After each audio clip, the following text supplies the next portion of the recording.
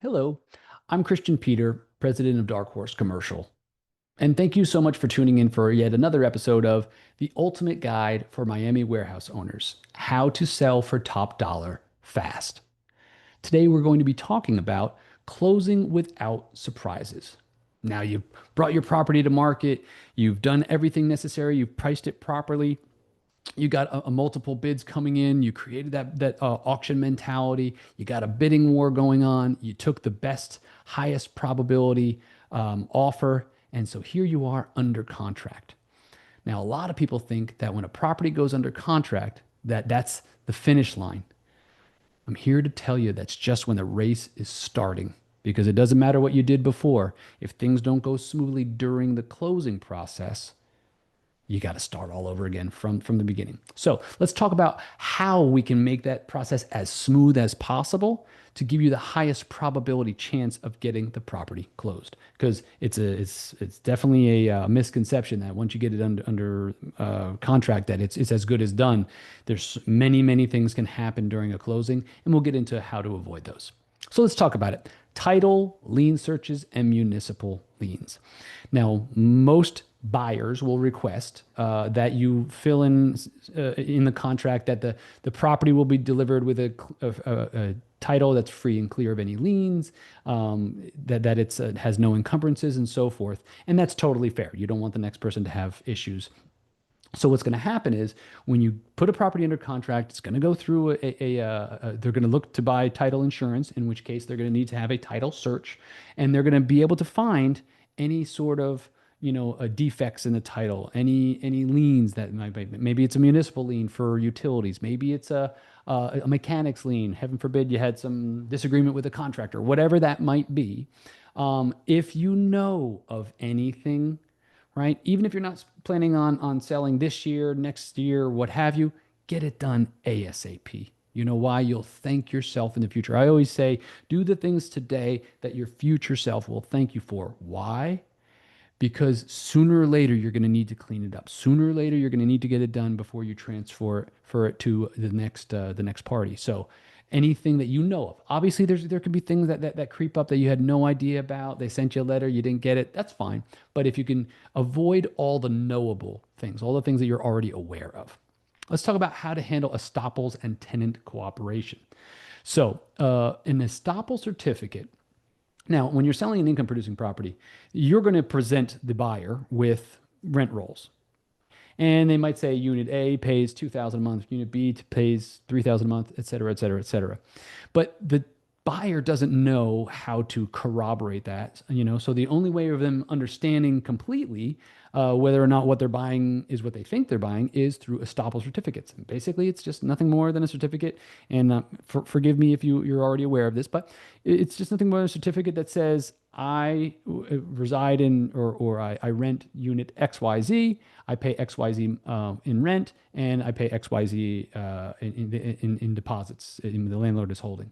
And all it does is corroborates that your rent rolls equal what's actually being collected on the building. Trust me, no tenant is ever going to lie for the landlord and say that the rent is higher than the stated contract rent. So the best thing you can do though is and I was in charge of doing this when we were selling. We had about 125 tenants, so I had to go around personally and get estoppel certificates from as many as you can. You will never get all of them, and on bigger properties, as long as you get the majority of them, then the people can say, okay, listen, this looks pretty legit. But on smaller properties, you should, if it's less than say 20 units, you should be able to get them 15 units, something along those lines. But anything more than 20, as long as you have probably 75 or 80% of them, that's about all the buyer can hope for. But the best thing you can do is be transparent with your tenants. And what I would recommend is just have a very simple conversation. If you can do it, or someone that the tenant has interacted with personally, if you can do it, I went door to door. I printed them out and physically handed them the papers. You can do it electronically, but there's nothing better than having someone there. They look at it and say, yep, yep, that's what I pay. Okay, you can get them signed right then and there sometimes. But what I explain to people when I have estoppels filled out is very simple. You have a contract with this building Whether the owner changes hands or not, that's not a problem. Okay. The new owner is contractually obligated to rent to you for the same price. Some people will think that they have some sort of leverage. Some tenants will think that have some sort of leverage, which they don't. This is just corroborating, like I mentioned, the rent rolls. But if you just explain to them and you're very transparent with them, say, listen, nothing is going to change. This just says, that whatever rent you have and whatever deposit you have is what the landlord has shown the buyer. That's all. And explain to them that the rent is not going to go up. The landlord's not going to be kicking you out. You're going to be allowed to stay in the space so long as your lease allows for, and possibly longer. But what I have always found is if you have a good relationship with your tenants, go see them in person, have a conversation, get those estoppels taken care of so that there are no surprises at the closing table. The role of attorneys, title companies, and environmental consultants. These are some of the key factors in the closing of a property, right? The attorneys, what I have found is the attorneys, I like to, as a broker, keep the attorneys at bay as long as possible. They get paid whether the property closes or it doesn't. Brokers only get paid if the property closes. So guess who has more of an interest in getting your property closed, right? So, what I would recommend is the attorneys, if they can, absolutely for the legal clauses and so forth, absolutely lean on them for legal support. But sometimes attorneys will get involved and try to like get involved with negotiations, which I do not recommend because they have no skin in the game and they don't care whether this property sells or not. They don't care whether you get to retire or not. They're making money regardless. And sometimes they like to beat their chest and show you how smart they are. Okay. Sorry, attorneys. It just is what it is. Okay.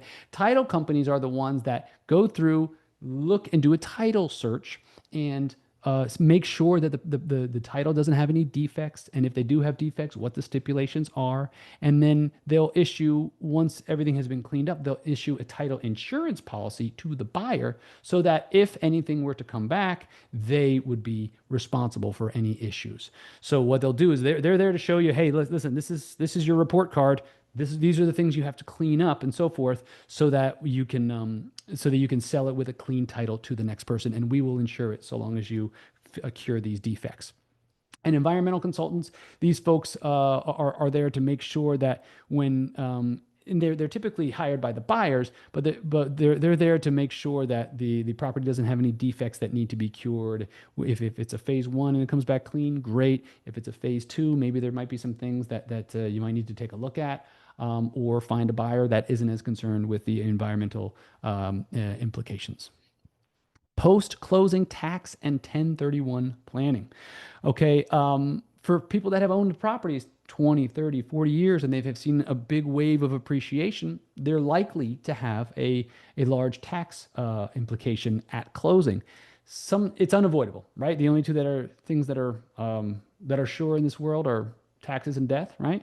But what you can do is you can defer those taxes if you would like to, if you choose to, but you will have to do one of two things. Either you'd have to buy another property with the proceeds of that property, or you can, there's a relatively new, I should say it's gotten popular recently. So they've been around a while, but they're gaining popularity now. It's called a DST, which is a Delaware Statutory Trust. And what it is basically you can invest in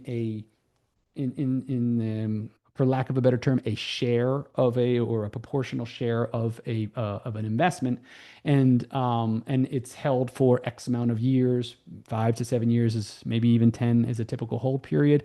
But what it allows you to do is keep your money in a real estate vehicle, but pull back on your management responsibilities. So it's kind of like owning like a piece of like a stock in a company, for lack of a better term. But some people like them for various reasons. We can do a video on them in the future in terms of the pros and cons, but they are just one of the post-closing tax planning strategies. You can do 1031, where you within 45 days you name 3 properties.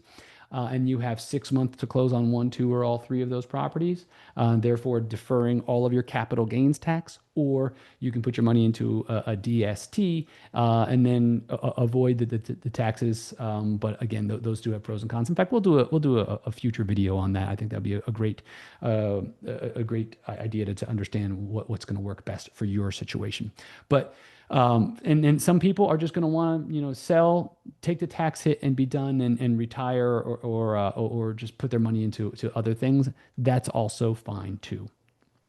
Thank you so much for tuning in. If you have any questions, we're happy to answer them for you. Or if you would like to have an opinion of value put together for your property, we can discuss what the roadmap to getting your property sold for maximum dollar, what that would look like. So all you have to do is go to www.darkhorse-commercial.com and you just click request valuation on our home site and enter your name, email, and phone number, and we'll be happy to get in contact with you and walk you through the roadmap towards getting your property sold. Thanks so much for tuning in. We'll see you on the next one.